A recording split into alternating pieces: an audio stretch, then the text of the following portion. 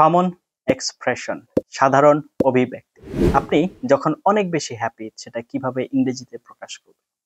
আপনি যখন অনেক বেশি দুঃখী সেটা কিভাবে ইংরেজিতে প্রকাশ করবেন? আপনি যখন বেশি রাগান্বিত সেটা কিভাবে ইংরেজিতে প্রকাশ করবেন? এবং যখন আপনি কোনো বিষয়ে অনেক বেশি আগ্রহী হয়ে উঠেছেন, যেটা আপনি জানতে চাচ্ছেন, আপনার জানার ইচ্ছা তৈরি হচ্ছে, সেটা আপনি কিভাবে প্রকাশ করবেন? কোথাও মতামত দিতে হলে আপনি সেভাবে কিভাবে দিবেন? এই যে বিষয়গুলো আছে এগুলোকেই ইংরেজি টার্মে বলা হয়ে থাকে কমন এক্সপ্রেশন। বাংলায় আমরা যেটা বলে থাকি সাধারণ অভিব্যক্তি বা আমাদের রেগুলার লাইফে যে এক্সপ্রেশন গুলো আমাদেরকে দিতে হয়, এগুলো আজকে আমরা জানার চেষ্টা করব। আপনাদের নিয়ে যাব কম্পিউটার স্ক্রিনে এবং টোটাল জিনিসগুলো দেখে নিয়ে আসবো। Before that, welcome to our channel Banglish. We are trying to make your English learning journey easy. Spoken English, basic grammar, professional English, বিভিন্ন ধরনের ইন্টারন্যাশনাল ইংলিশ ল্যাঙ্গুয়েজ টেস্ট, মোটামুটি সবকিছু আমরা কভার করার চেষ্টা করব আমাদের এই চ্যানেলে। দয়া করে আমাদের পাশে থাকবেন এবং ভুলভ্রান্তিগুলো ক্ষমাসুলভ দৃষ্টিতে দেখে আমরা কিভাবে আরো সামনে এগিয়ে যেতে পারি আমাদেরকে গাইড করবেন। চলুন আপনাদেরকে যে কম্পিউটার স্ক্রিনে। বিফোর দ্যাট, আপনি যদি 24/7 আমাদের সাথে কানেক্টেড থেকে ইংরেজি শিখতে চান, please like our Facebook page, join our Facebook group. এবং আপনি যদি প্রফেশনাল কোনো গাইডেন্স চান, আমাদের কন্ট্যাক্ট করতে পারেন। আমাদের সাথে কন্ট্যাক্টের ডিটেইলস ভিডিও কমেন্টে পিন করা অবস্থায় পেয়ে যাবেন। উইদাউট ওয়েস্টিং টাইম, চলুন আপনাদের কম্পিউটার স্ক্রিনে এবং টোটাল কমন এক্সপ্রেশন গুলো দেখিয়ে আসি।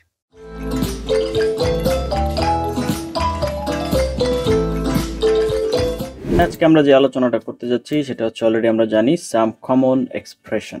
দ্যাট মিন্স কমন মানে হচ্ছে সাধারণ, এটা তো আমরা জানি। এক্সপ্রেশন মানে হচ্ছে অভিব্যক্তি। যেমন ধরেন, কোনো কারণবশত আমরা যদি কোনো কারণে মন খারাপ থাকে সেটা কিভাবে প্রকাশ করব?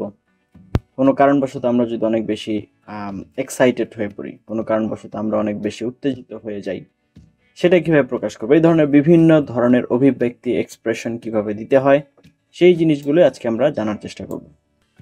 তো ফার্স্ট যেখান থেকে শুরু হয়েছে সেটা হচ্ছে হাই অ্যান্ড হ্যালো। নর্মালি হচ্ছে যদি কারো দৃষ্টি আকর্ষণ করতে হয়, অপরিচিত কেউ অন্য কোনো দিকে মনোযোগ দিয়ে আছে, আপনি তার দৃষ্টি আকর্ষণ করতে চাচ্ছেন, সে যেন আপনার দিকে দেখে বা তার মনোযোগটা আপনার দিকে দেয়, সেক্ষেত্রে আমরা ব্যবহার করতে পারি হাই অথবা হ্যালো। হাই, হোয়াটসঅ্যাপ, আপনি কেমন আছেন?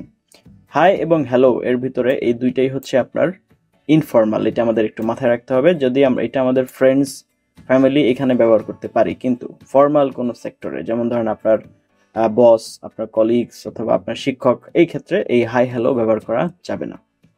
দ্য নেক্সট হচ্ছে এক্সকিউজ মি। এটাও কারো দৃষ্টি আকর্ষণ করতে, তবে এটা সম্পূর্ণই ফর্মাল। এক্ষেত্রে যদি আমরা কারো কাছ থেকে কোনো হেল্প চাওয়ার প্রয়োজন পড়ে, বা আমার চাইতে কেউ সুপেরিয়র থাকে, যে আমার চাইতেও বড় পোস্টে আছে বা আমার চাইতে উপরের দিকে আছে পজিশনে, সেক্ষেত্রে আমরা এভাবে বলতে পারি।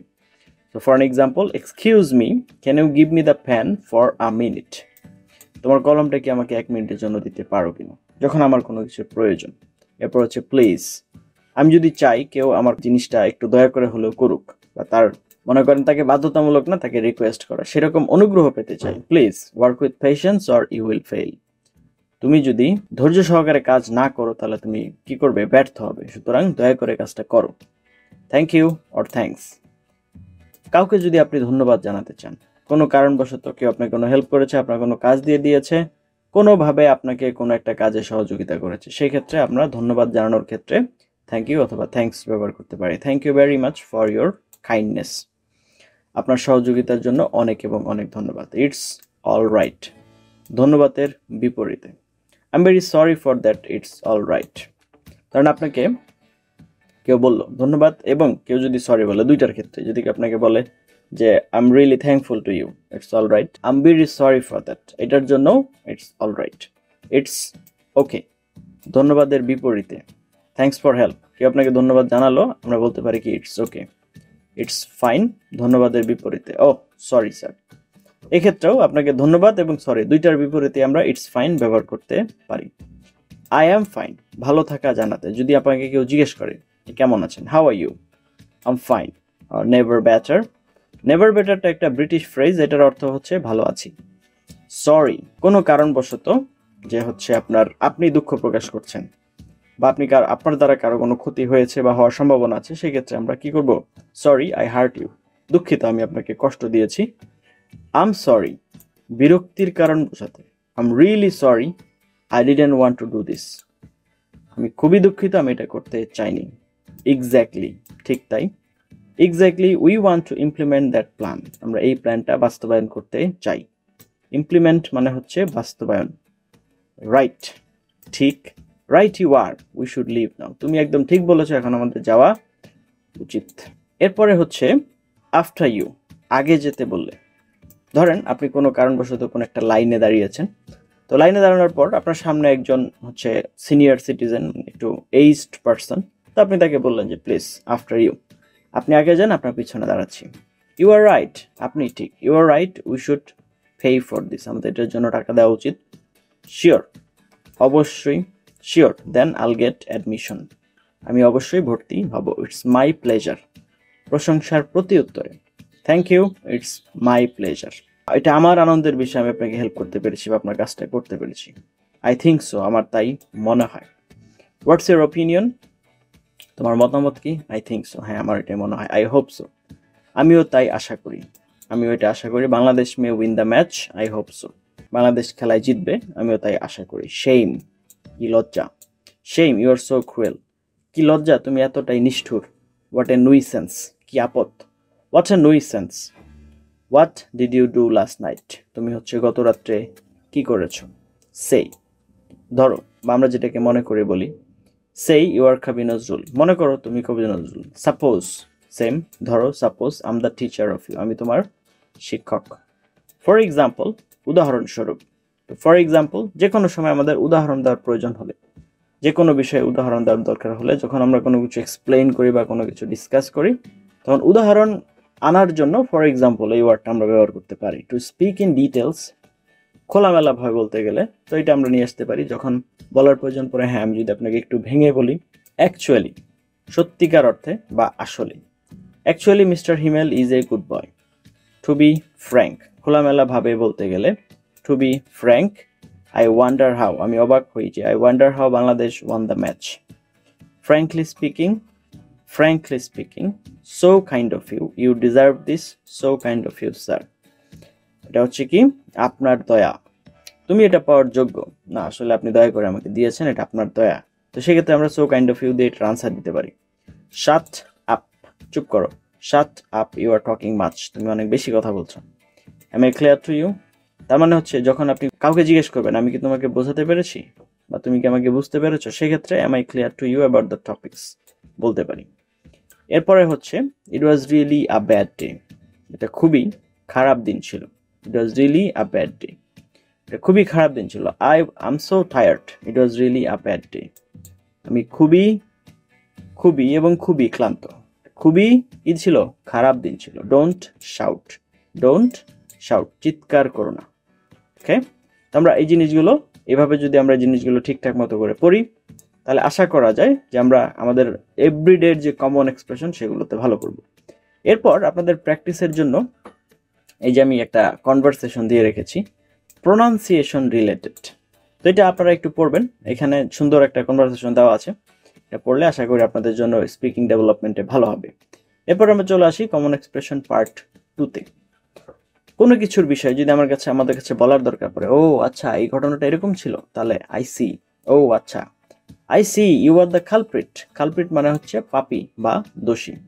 হু দ্য হেল আর ইউ, যদি আমরা কাউকে রেগে জিজ্ঞেস করি, এই বেটা তুই কে, তুমি কে, রাগ হয়ে, who the hell are you working here, তুমি এখানে কে, তুমি এখানে কাজ করতেছো। সো হোয়াট, তাতে কি। So what, I can play দেয়ার, ঘটনা যাই ঘটুক বা এখানে কি হয় আমি এখানে খেললে, এরকম আর কি। দ্যাটস অল, সবকিছুর সারমর্মের পর, that's all I can do for you, সবকিছুর পরে আমি আপনার জন্য এটুকুই করতে পারবো, এর চেয়ে বেশি কিছু করা সম্ভব হচ্ছে না। কাম ইন, ভেতরে আসো। Yes, come in. How dare you, how dare you to say love me, তোমার কত সাহস, তুমি আমাকে এটা বললা কিভাবে। দ্যাটস গ্রেট, খুব ভালো বোঝাতে। That's great, you are doing well. Who cares, তাতে কি আসে। Who cares if I talk to her in the road, আমি যদি তার সাথে রোডে কথা বলি এতে কি আসে যায়। উড ইউ মাইন্ড, কিছু মনে না করলে। Would you mind repeating the matter sir, তুমি যদি কিছু মনে না করো তাহলে কি এই বিষয়টা কি আমাকে বলতে পারো। বা স্যারকে রিকোয়েস্ট করলেন যে স্যার আপনি যদি কিছু মনে না করেন বিষয়টাকে আবার বলা যায় কিনা। Who do you think you are, তুমি নিজেকে কি মনে করো। You stupid, who do you think you are, তুমি নিজেকে কি মনে করো।